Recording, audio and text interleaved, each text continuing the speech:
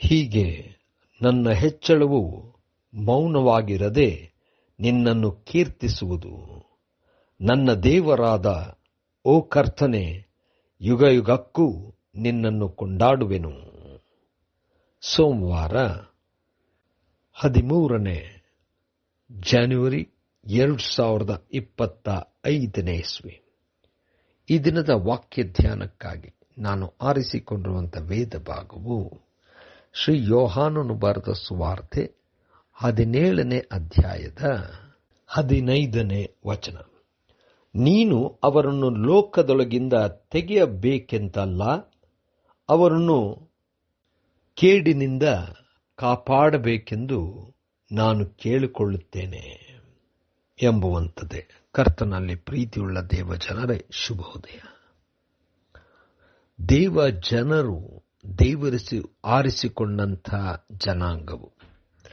ಆದರೆ ಯೇಸು ಸ್ವಾಮಿಯು ದೇವರಲ್ಲಿ ಪ್ರಾರ್ಥಿಸುವಾಗ ತನ್ನ ಜನರು ಹಾದು ಹೋಗುವಂಥ ಪರಿಸ್ಥಿತಿಯಲ್ಲಿ ದೇವರ ಕಡೆಗೆ ಮೊರೆ ಇಟ್ಟಾಗ ದೇವರು ತಾನೇ ಅವರನ್ನು ಸಂರಕ್ಷಿಸಬೇಕೆಂಬುದಾಗಿ ಕೇಳಿಕೊಳ್ಳುವಂಥವನಾಗಿದ್ದಾನೆ. ಲೋಕದೊಳಗೆ ಅನೇಕ ಸವಾಲುಗಳು, ಹೋರಾಟಗಳು, ಒತ್ತಾಯಗಳು, ಸಮಸ್ಯೆಗಳು ಉಂಟು. ಈ ಲೋಕದಲ್ಲಿ ದೇವ ಜನರಿಗಂತೂ ಇನ್ನೂ ಹೆಚ್ಚಿನ ಸಮಸ್ಯೆಗಳು ಉಂಟು. ಆದರೆ ಇಲ್ಲಿ ಯೋಹಾನನು ಬರೆಯುವಂಥದ್ದು ಯೇಸುವಿನ ಪ್ರಾರ್ಥನೆಯಲ್ಲಿ ಯೇಸು ಸ್ವಾಮಿ ತನ್ನ ಶಿಷ್ಯರಿಗೆ ಕೇಳುವಂಥದ್ದು, ಅವರನ್ನು ನಿನ್ನಿಂದ ದೂರ ತೆಗೆಯುವಂಥ ಯಾವ ಕಾರ್ಯದಲ್ಲೂ ಬಿಡಬೇಡ ಎಂಬುದಾಗಿ. ಆದರೂ ಲೋಕದಿಂದ ಅವರನ್ನು ತೆಗೆಯದೆ ಲೋಕದಲ್ಲಿ ಅವರಿಗಿದ್ದಂಥ ಪರಿಸ್ಥಿತಿಯಲ್ಲಿ ಸಹಾಯಕನಾಗಿರಬೇಕೆಂಬುದಾಗಿ ದೇವರಲ್ಲಿ ಯೇಸು ಸ್ವಾಮಿ ಪ್ರಾರ್ಥನೆ ಮಾಡುತ್ತಿದ್ದಾನೆ.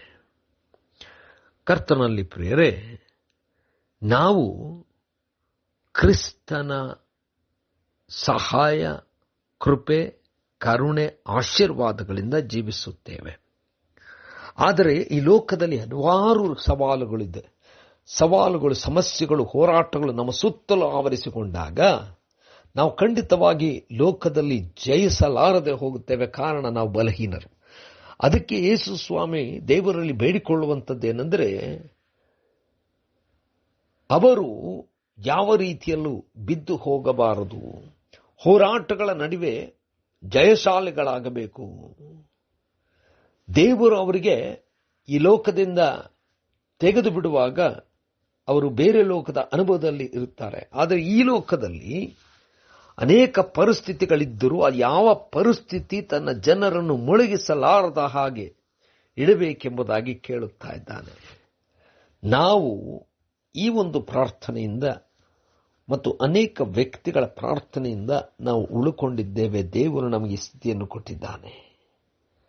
ಆದರೆ ನಾವುಗಳು ಹೋರಾಟವೇ ಬೇಡ, ಲೋಕವನ್ನು ಬಿಡಬೇಕೆಂಬುವಂಥದ್ದಾದರೆ ದೇವರ ಚಿತ್ತದಂತೆ ಎಲ್ಲ ಆಗುವುದಾದರೂ ಈ ಲೋಕದಲ್ಲಿ ನಾವು ಇದ್ದು ಈ ಲೋಕದ ಕಾರ್ಯಗಳಲ್ಲಿ ತೊಡಗದೆ ನಾವು ಯಥಾರ್ಥವಾಗಿ ದೇವರನ್ನು ಮಹಿಮೆಪಡಿಸುವಂಥ ಕಾರ್ಯಗಳನ್ನೇ ಮಾಡೋಣ.